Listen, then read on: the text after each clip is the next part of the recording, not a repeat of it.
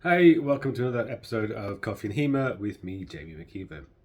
Today I am going to do my last video on kind of afterblows, which will segue into my next set of videos, which I'm going to talk about a couple about doubles, because in this one I want to talk about the distinction between doubles and afterblows, and sort of why you might distinguish between and what some of the challenges are between them. So, if you've watched the other videos, afterblows, right? After someone's been hit, there's some window of time to be hit back.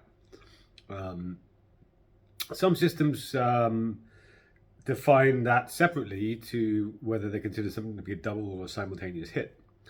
And this has always puzzled me. I don't say a lot of things kind of hard and fast rules, on these videos, but this is one that's always kind of confused me, and I've never really understood why. So most of the time when they're doing it, what is happening is that afterblows are in some way okay scoring, like exactly how, see my last video, it depends. But doubles and some, when this happens, tend to be much more harshly scored, right? Much more harshly scored is kind of 0, or you get punished for them or something like that, right? And that's why it's always puzzled me why people try to make this distinction, because at the end of the day, both get hit, and people are often, a lot of people seem to be okay with afterblows, but think doubles are the worst thing in the world, and that everybody involved should go away and be shamed. And I feel like that it's both a little lenient on afterblows and a little harsh on doubles. Because I think that I wouldn't say that there's any kind of general distinction that I would personally make between them in terms of fault, in that there are absolutely doubles that are caused by the two fencers not considering their defense and just going in and charging in. And yes, it's shit fencing, it's stupid, it looks disgusting, and it's bad. At the same time, there were doubles caused by two fencers that have had an eight swords going back and forth, power riposte kind of exchanges, and they both realize they're in a rhythm, and they both simultaneously decide they're going to switch it up, and they both change to a new line at the same time, and they both get hit, right? And that's not the fencers not caring about the defense, because they wouldn't have got to that point if they hadn't. That's the fencers operating at a super fast pace at a high level and making split-second decisions, and sometimes that goes wrong.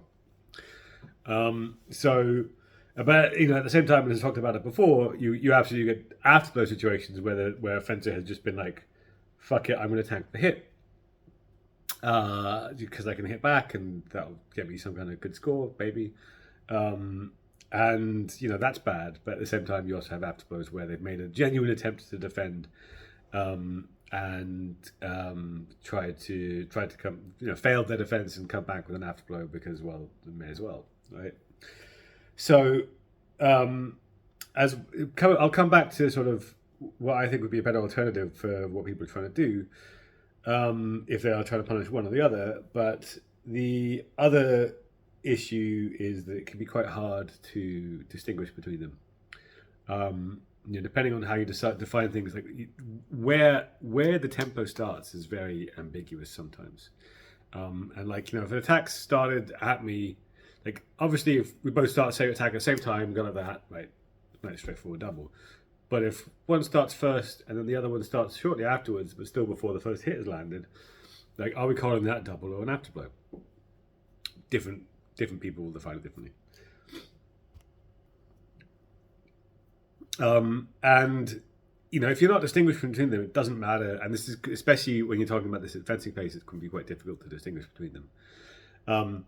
But particularly when there are heavy consequences for doubles, the distinction becomes even kind of more subtle and harder to distinguish between, but can be something that then leads to serious consequences for matches, for tournaments. I think I'll talk in my next video about why I don't like kind of being too harsh on doubles in particular, or kind of afterwards would be the same. But basically, when you're trying to get something really subtle distinction between this, it starts to then break down when you're actually thinking about judges doing it for real. So I don't like distinguishing between afterblows and doubles. As far as I'm concerned, they are equally equally likely to be bad or good. And I think there were different flavors of good and bad within them. Sometimes doubles happen because two people did something stupid, and sometimes doubles happen because one person was off by this far and they counter thrust. And if they'd been this far to the left, then they would have been fine, but they weren't, so they doubled. So I think what the distinctions are trying to draw at is, and what people are trying to focus on more, is not so much whether it's a double or an afterblow. Like, I don't think the timing matters so much. I think what people actually care about is whether someone has bothered to defend themselves.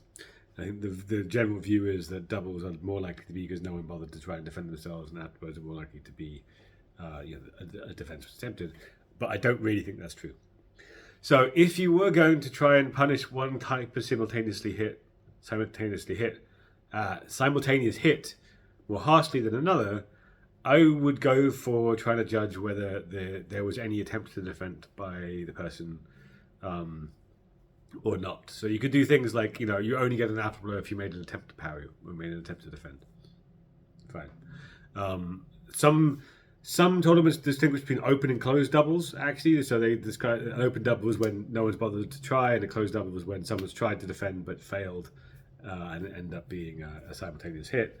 And that works quite well too. And I think you can do the same for afterblows. And to some extent, that might mitigate some of the issues I've talked about in previous videos. Because if you're able to say, okay, you only get an afterblow if you've made an act or attempt of defense, that essentially punishes the sort of tacker hit and strike. On paper, sounds great, right? And the downside is then codifying that in a way that can be consistently judged by the judges that you happen to have. So I think if you were training a pool of judges, I think it would be relatively straightforward. I certainly think that I would be able to judge the distinction between somebody who tried to defend and somebody who didn't try to defend. I'm not sure I would be able to write down the rule set that says what that looks like. It's one of those things that, I would know it when I see it, but I'm not sure I'd be able to define it. And when you're thinking about tournament rule set, you need to be able to write it down clearly enough that the 15, 20 judges you've got over the course of a weekend are all able to read it and apply it consistently. So for all these things, no matter what rule set you've got, as I mentioned many times, the more complicated it gets, the more esoteric it gets, the harder it is to judge. So I think if you're going to go down this path of particularly punishing some styles of double hit, simultaneous hit, or bilateral hit is what I think Sean Franklin calls it. Both people got hit. I think you should focus on kind of fence for intention and looking at what actually happened rather than define it in terms of the order of strikes or anything like that, because there are lots of ways that somebody could just ignore their defense and strike back, and that's what we're trying to punish, generally speaking, by making these distinctions, not whether one thing happened versus the other at what time. Thanks for watching.